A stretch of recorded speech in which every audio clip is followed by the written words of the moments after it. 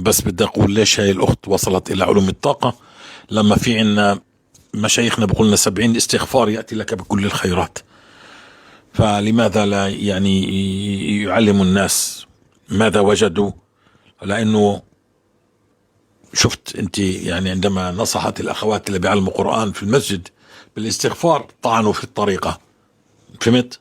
ليش؟ لأنه الذي يقف في المرصاد لاستغفارنا المثمر، استغفارنا المثمر واستغفارهم الغير مثمر إطلاقا إطلاقا، ما فيش يعني عندنا حقيقة يعني يملكوها من إنه وجدوا من استغفارهم شيء.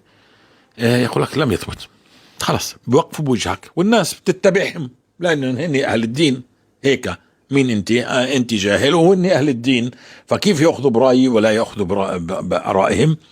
والطامة الكبرى إذا أخذوا في رأيهم ستبقى هذه المرأة مريضة إلى أن تموت، ستبقى ممنوعة من الأكل بسبب أنه 70 مرة استغفار. شوف لما نزلت تغير الحال معها بالاستغفار فارتفعت كمان مرة، والله جاء لها بالرؤى كيف تلزم الاستغفار. عذرا إخوتي، هذا موضوع حساس جدا جدا. حب مين بدك، ولكن حب الدين والنصح للمسلمين ويتغير حال المسلمين والثقة في دين الله أهم من كل الناس. فالله يحييكم ويبارك فيكم، وانشروا هذا الكلام، دونوا في كل المواقع. كمان مرة احنا بس بننبه انهم لم يطبقوا ونحن طبقنا فوجدنا، فعليهم ان يطبقوا ما يقولوا حتى يخرج الناس يقولوا كيف طبقوا وماذا وجدوا، ولا يبقى الكلام فقط كلام. السلام عليكم ورحمة الله وبركاته.